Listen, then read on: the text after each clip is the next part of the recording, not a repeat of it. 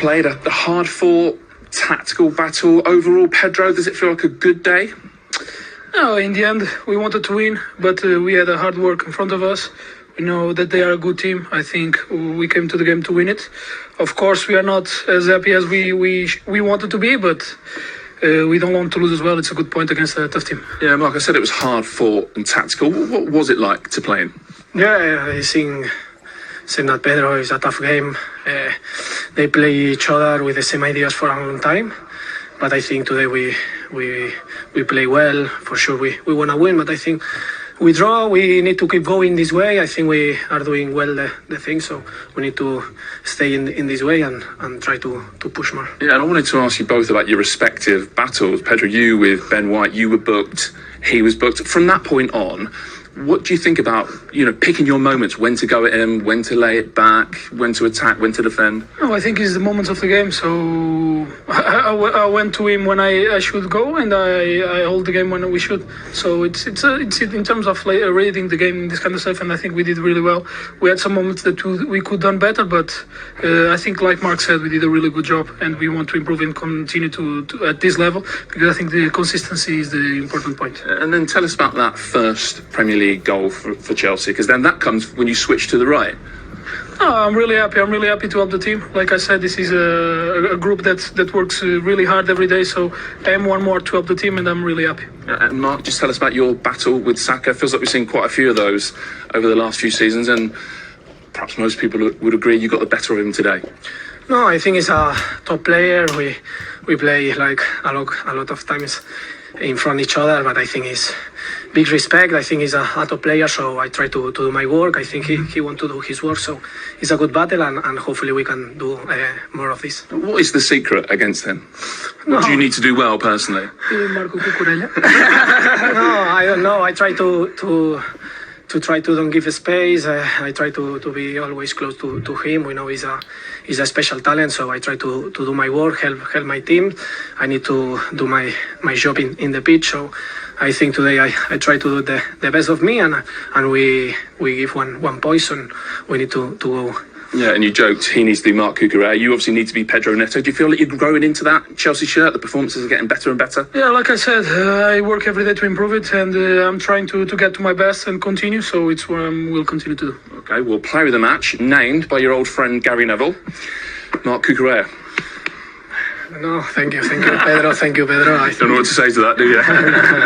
No, it's a pleasure. I think I try to do my work. Hopefully we can win the game, but the same I say, we have one more point. The league is long, so we need to keep going, keep improving. So in the end of the league, we see where we are. Play, guys. Thank you very much, guys. Well done, Pedro. Well done.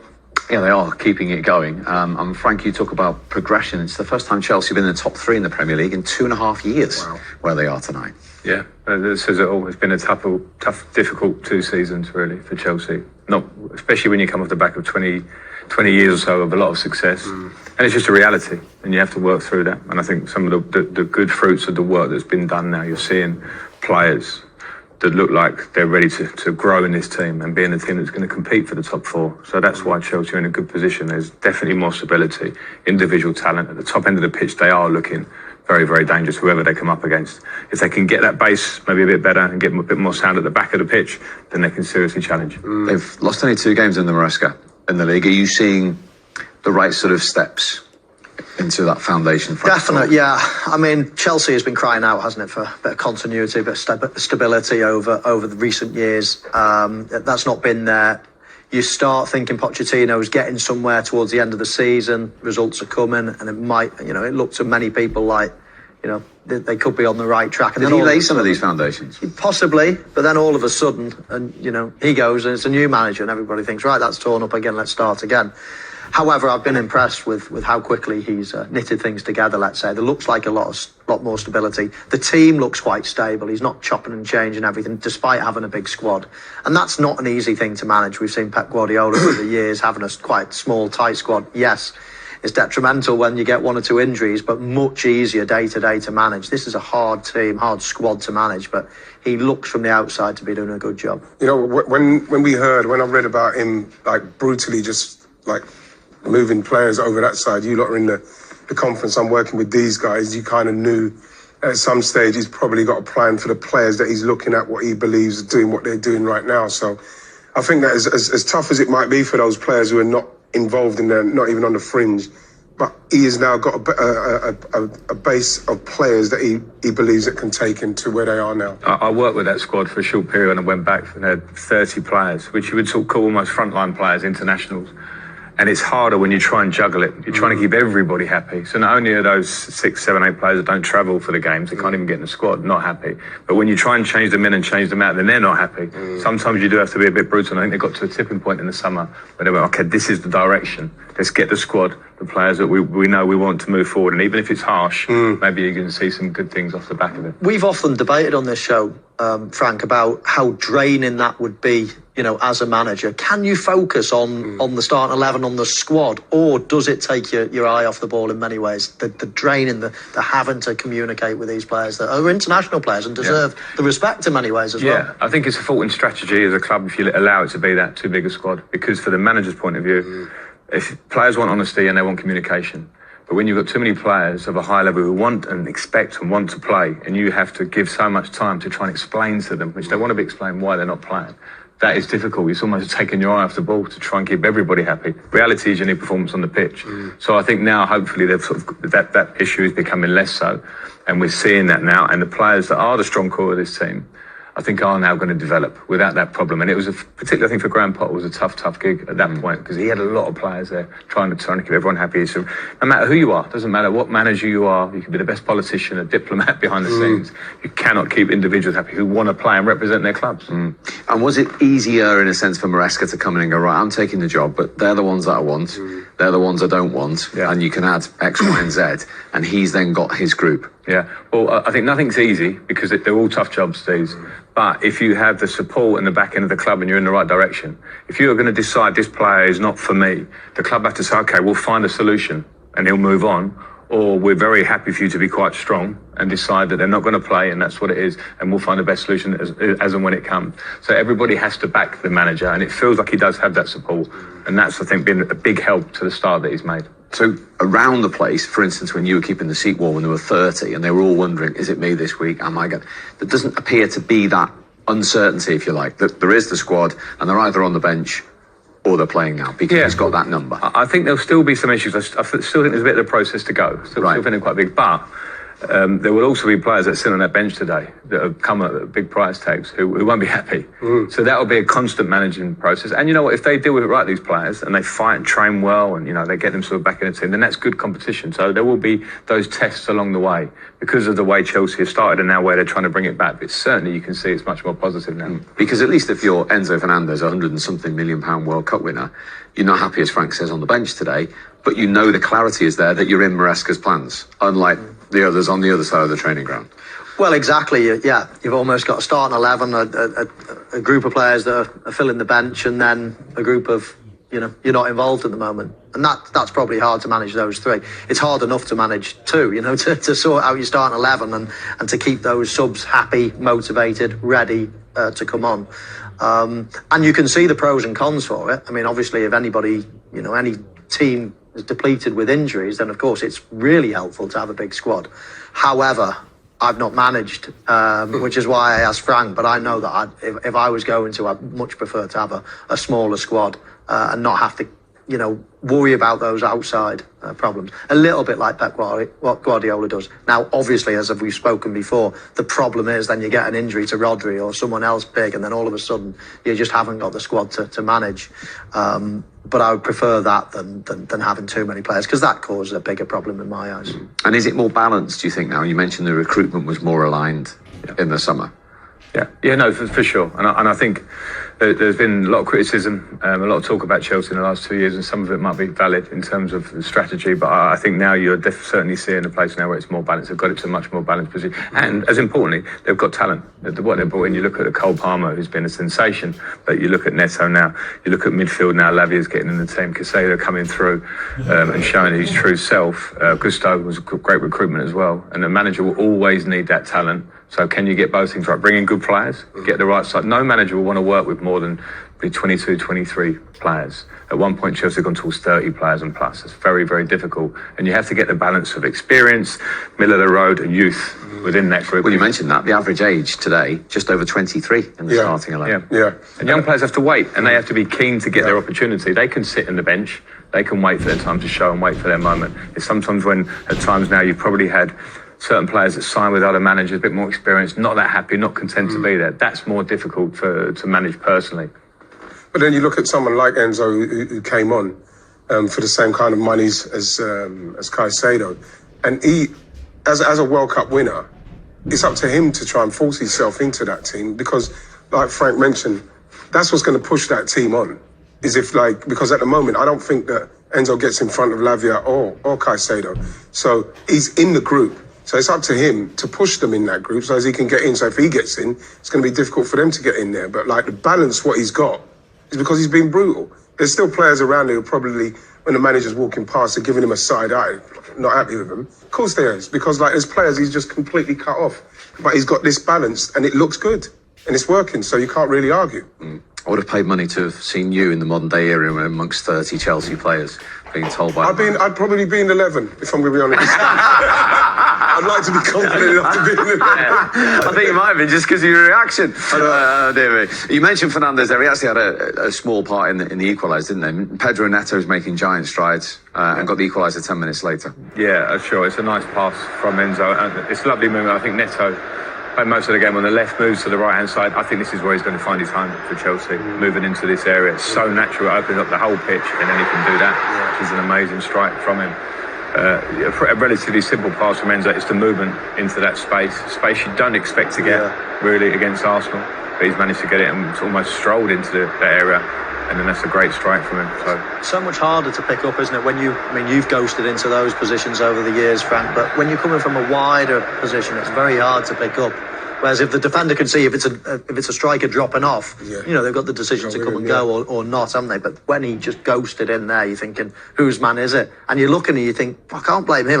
It's just very difficult to pick up. But there was a big space that he ventured into, and it was a great strike. Yeah, it was a good goal. And the thing is, when you looked at it, there just seemed to be too much space there. I'm sure we're going to go into it at some stage, but it just felt in this game it was going to take that kind of something like that, a mistake, because it just feels like he's coming, no one's on him, no one's going to press him, no one's closing him down, too easy, and you can't do that at this level of player because, like I said, I think Neto's probably their best winger. We're going to start seeing him do what he's doing, and Frank's absolutely right. Him coming off of that right is going to be very, very dangerous. What about Arsenal going in front with the goal? Were you disappointed they couldn't hold that a little bit longer than they did? Yeah, obviously, but again, we're not creating enough for me to say, oh, let's take our time because we'll get something else coming. Yeah, you do. I do believe we've got the players where we can try and create more, but then Martin Odegaard's just come back. Once this goes back to him, this is just quality. I think this is very fortunate. The goalkeeper should be doing everything he can. There's no way he should be scoring in that near post for me. I'm delighted to see it go in, but there's no way, because what you want is the angle's going to get so tight for Martinelli, who we saw miss the earlier. He's now should be coming towards him. There should be no space on that inside. No way. He should be coming towards him now, making it really hard. So he scored that, and I'm really pleased to see it. But again, I don't think that we create enough chances. That is the problem with Arsenal. We haven't got the killer to know that this game ain't going for us. We might get something like we saw Jackson go through and finish one when he's offside. We need that as well to settle us down. We ain't got that at the moment. That's a worry. What about that goal from a Chelsea point of view, Frank, defensively? Yeah, well, it looks too easy at first glance, and then when you actually look at the goal a bit deeper, I think Gusto, as we talk about this high position, inside position as a fullback, and Madueke out here on the right, he's now, to be fair to Gusto, he runs back, but a right back who's positional has probably got a better view of this in the first place, and then Madueke here has to see it. He's looking at it, he's jogging, he has to sprint back and see the danger, because now there's a clear overload on that side of the pitch. So the two players on that side of the pitch, they're arriving back. Gusto tries his most to get there, but then Madueke has to help him out. The best teams have wingers that run up and down, up and down, and that's part of it, on his development and learning. And he learned the hard way there, being punished. He did. I mean, it is the defender, of course. mentality-wise, they do sprint back because that's their number one job. An attacking player, if you get a good one, an honest one, they will sort of do it as well. But as Frank said, the best ones, they do it. They're up and down, up and down. It's the hard yards, and they're the ones that, that's the difference in the end. Madueke there, he didn't really bust a gut, did he? He jogged back. He should have sprinted back, and if he did, they possibly could have won the game. Those things cost you matches. What's going to happen if Chelsea? The better Chelsea get, now they're in the top 3, and the better they get, he can't do that because then Chelsea will lose games because he's not coming back and doing that work. You have to do that work. Saka does that work. The top players will do that work because if I don't do that, and he's got so much time. He's got so much time. He's got so much time. He doesn't do it, and so at some stage, if he doesn't start doing that, the manager's going to say, "Well, I can't trust him. I can't trust him to play because when they're attacking, he's not going to get back." I'd show him that on Monday. I'd show him the video and say, "Look at this. What's happening here?" Can't do that. What do you two think about the role of the goalkeeper there? Yeah, I'm surprised that, most goalkeepers would get into a position. It's the position, really. I think he's got his angle slightly wrong. From behind the goal there, it was the best angle. But normally when a goalkeeper, a cross comes in and they turn and now they're facing the other way, they normally just feel out the post. They get their bearings and they know where they are. Normally their arm will come out and they just touch the post or whatever, just to get a feel for where they are. At no point does he look where he is, does he feel. I thought he would stick out his arm now and just feel where the post is. That gives him a reference point. He doesn't. He leaves a huge gap. And if he's a yard to the right, then I don't think you can score anywhere. Righty says maybe he should come out and close the angle even more. Yeah, that's definitely an option. But I purely think from that point of view, he's just got his angles wrong. Yeah, he's left the only gap that he can score. So he's almost offered up, the answer for him to take it on. If he doesn't get his positioning right, I think he's lost his bearings, then the ball's probably coming back into the box and then it's a defender's responsibility, and Chelsea have got enough numbers that they may have dealt with it then. And it proved costly. It did, yeah. As you mentioned, it was only 10 minutes later that they scored. If you can just hang on for that 15, 20 minutes or whatever, almost get into, they get into panic mode. They're chasing the game then, but to score quite soon after was a huge boost for Arsenal. Let's get some Arsenal reaction live from Stamford Bridge. Mikel Moreno is waiting to speak to us. Mikel, thanks for joining us. You came on into that game. What did you make of it from an Arsenal point of view? 1-1 in the end. Hi, good evening, everyone. It was a really tough game. It's always difficult to come to Stamford Bridge and try to get the 3 points. I think the team did a good job today here, and obviously we wanted to take the 3 points. Unfortunately, we conceded a goal in a mistake, but we have to take the positive, regroup, and hope we come healthy and ready after the international break. Was that a test of character for everyone today after the recent couple of weeks? Yeah, it hasn't been the easiest weeks, but I think the team is with the right mentality. Sometimes football is like this, and in a league like this one, where every game is crucial and every game is at the highest intensity and it's really difficult, it's normal that you have periods of time where you're not winning every single game. But I think the character that the team is showing is amazing, not only before the game or the mentality to when you come to the game, but at the same time today, conceding that goal away from home and not letting the other team dictate the tempo and win the game, but being the one who reacts and have the most chances to win the game is also a good sign. Hopefully the team will take the positives from now on and improve. Mikel, when you came on, I think you touched the ball once and then you burst into the Chelsea penalty area. Were you an inch or two away from the winning goal there? Yeah, I was a few centimeters away from the winning goal. Sometimes these are the margins in football. 1 millisecond earlier or later can dictate the sign of the game. Pretty close, but at the same time, really far away. And just explain, in terms of the boost before the game, the likes of Ødegaard coming back to play, of course, Declan Rice being fit. You've missed those players in recent weeks. Yeah, we are not having the easiest start of the season with a lot of injuries.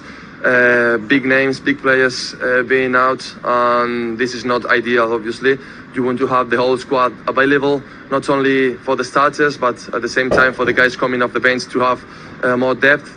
And today, having Martin back, having Dex in the 11 again is good news for us. Obviously, it will take time for the team to be completely fit and ready to go. But for sure, I hope we have a bright future ahead of us. Appreciate you joining us, Mikel. Thank you very much indeed. Thank you very much, guys. That is Mikel Merino live for you at Stamford Bridge. Back there now for the Chelsea boss, Enzo Maresca. So a really, really competitive game, very enjoyable for a neutral. Did you enjoy it? Yeah, absolutely. I think the performance was good. We knew them quite well, how difficult it is, and we compete very well. And I think the performance that in this moment for us is very important, was good. So international break, we can have a rest, recover energy and go again. It was a lovely goal that Pedro Neto scored for you, wasn't it? Yeah, absolutely. The goal, but all the performance from Pedro was very good. To be honest, all of them, they were playing good, compete. The important thing is that until the end, we have been, playing in the way we want to play, brave, try to build from the back always, and we're going to continue on that. Do you feel that Moises Caicedo, obviously you weren't here last season, but do you feel that he's now putting together a run of matches which is as good as we've seen from him in a Chelsea jersey? I thought he was very good again today. As you said, I was not here last year, so I don't know. The only thing I can say since I arrived, he has been top professional every day, and he's played fantastic. How anxious was that last 10 seconds for you when the ball flashed across your goal? And I'm not sure if it was onside or offside, but No, it was close. Yeah, the linesman was with the flag guy, so it was offside. But I think defensively we were very good, probably unless the goal we considered there was some mistake, but for the rest we were good. And in the steps that you're making with this squad, it's another significant one to challenge Arsenal, go head to head with them, match them and get a good result. Yeah, it's the way we want to do the things. As you said, try to play face to face against every team. We are Chelsea, so I think it's important also to send this kind of message, and knowing that there are clubs, as I said many times, working with same manager 5 years, 9 years, so we are in behind of them for sure. But in terms of go for the game and try to win, I said many times, we are Chelsea and we have to do that. And after he's had his break, he's back at his former club Leicester, the King Power for Chelsea's next game. He's talking about we are Chelsea trying to win. I'm saying they've only been beaten twice, but they have drawn 4 games. Is that if they can just turn a couple of those into wins, they'd be right in the mix, wouldn't they? Yeah, they reflect on that a bit, but this is the Premier League. No game is easy. I think they've drawn against Nottingham Forest, and we're seeing what they're doing. Crystal Palace in the game. Another game they drew, so they will be slightly frustrated with that, but I don't think it's easy to go from 70 to 100, or wherever it is. Sometimes it's a bit of a process, and they'll realise that those are the games where they have to, but there are still things that they'll be trying to improve bit by bit. I agree with what you said today, it was a good performance, but can they improve every time they play and close that gap? Yes, I think they're certainly coming at the moment, Chelsea. And just getting back to that stability, he's only made 15 changes all season to his Premier League team. Yeah, that's quite impressive. It's a sea change, isn't it? It is a sea change. When you looked at the squad, you'd be thinking, how are they going to get any continuity? But he really has stuck to his guns, stuck to the group of players that we touched on earlier, and he's been pretty consistent with who's been playing. Of course, there'll naturally be changes. There's injuries, there's suspensions, and all the rest of it. But he has stuck to it. And I think that's exactly what the doctor ordered for Chelsea at this moment in time. So it's been impressive stuff so far. I've been really impressed with what he's done. Stability he's brought, and it's exactly what Chelsea needed. Yeah, I think the Conference League as well has helped him, because when they're playing that competition, the players that are on the fringe or developing slightly, he's been able to go in the midweek. There you go, and they're getting some really good results there. So it's allowed him probably to kind of go, this is my A team generally in the Premier League, and then if you guys want to get into that, here's your opportunity to do so. No, I totally agree with Frank in respect of the Conference League and how it can give people the opportunity to play. But at the same time, I think him coming from Leicester, doing well at Leicester and come to Chelsea in quite a chaotic kind of environment with what was going on with the amount of players was there. and being, like I mentioned earlier, brutal in the way that he said, right, this is who I'm working with.